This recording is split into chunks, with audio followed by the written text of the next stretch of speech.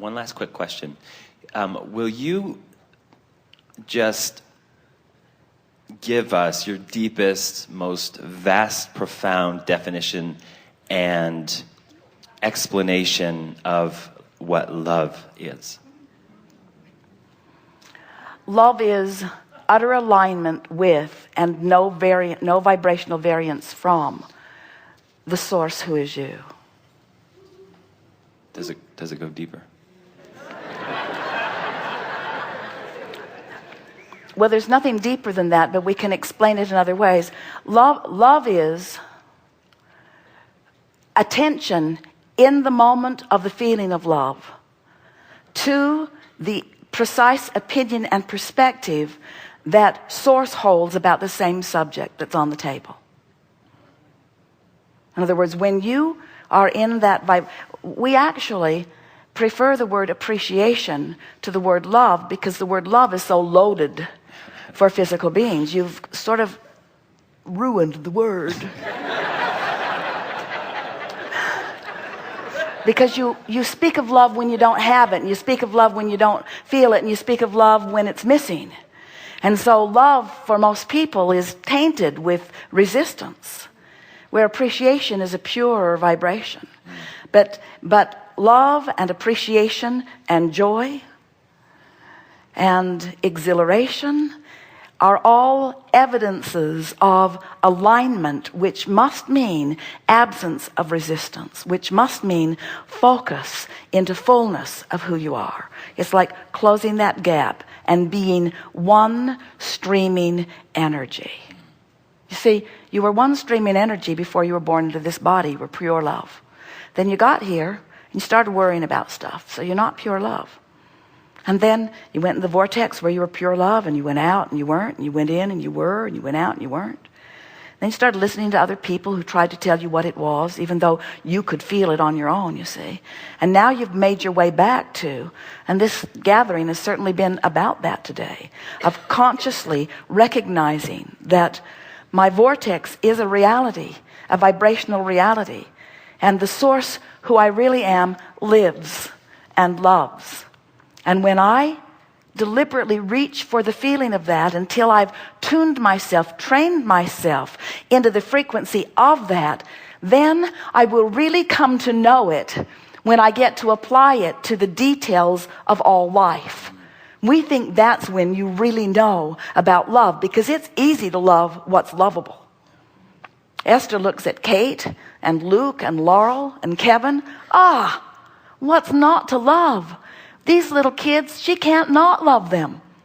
In other words, talk about an in the vortex idea. Focus on any one of them, and into the vortex she goes immediately, you see.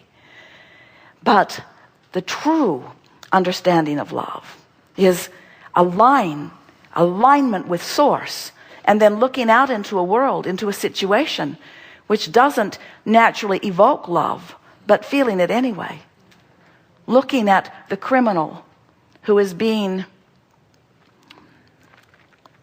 shunned by society and feeling utter appreciation for what he has put into the vortex, and turning to look at the version of him that is there and aligning with it so fully that that's all that you see.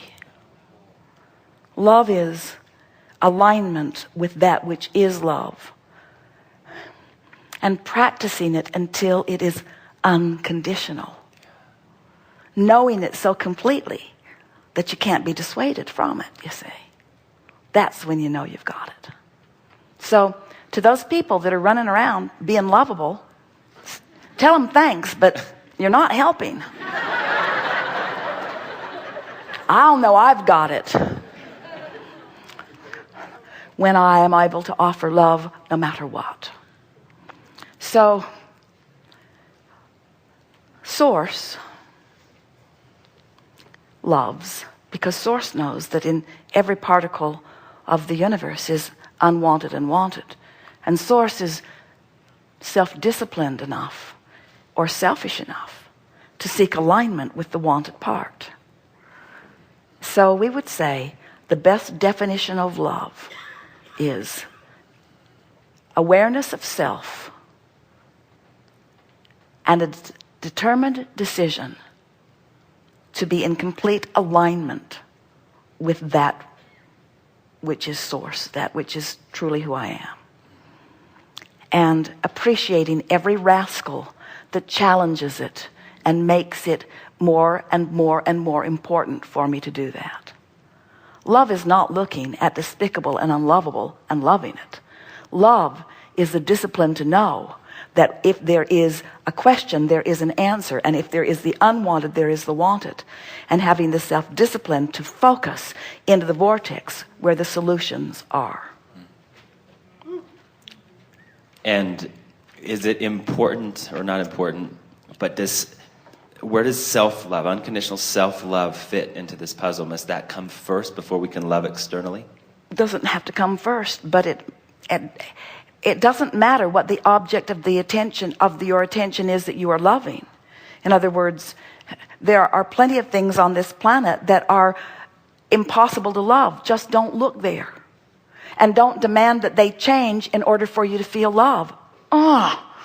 That's where it's at. So much of your world is saying, because they innately know that they want to love, and they don't love that, and they don't love that, and they don't love that. So they're asking all of that to become different and lovable. And then they lose their control. They lose their power and their freedom because they can't control all of those uncontrollable things, you see. Where when you discover that you have the ability to focus yourself into love, then and only then are you willing to allow the variety of intentionality to exist. You see how we've come full circle? Humans so often say, I want to feel love, and therefore I will allow these lovable things, but I will not allow those unlovable things. But in their not allowing of those unlovable things, they take themselves out of the realm of love. And then it is their absence of being connected with love that makes them so sure that they need to destroy what they think is the reason that they don't feel love. Isn't it interesting? When all along, the only reason you don't feel love is because you're looking at a place where you can't line up with who you are. What you're seeking is alignment with the point of view that Source holds, which you have brilliantly asked us already to define in the beginning of this leading edge conversation. Beautiful. It is. Do you have any questions for me? Do you feel proud of this leading edge discussion that you've stirred up for the universe? Are you happy with yourself for taking us to a place that we have never been before?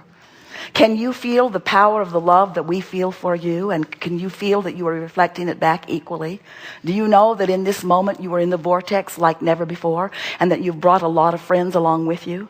Can you feel the deep appreciation that we feel for you? And do you know that we are all forever changed as a result of this conversation? Do you know that there is great love here for you? Thank you.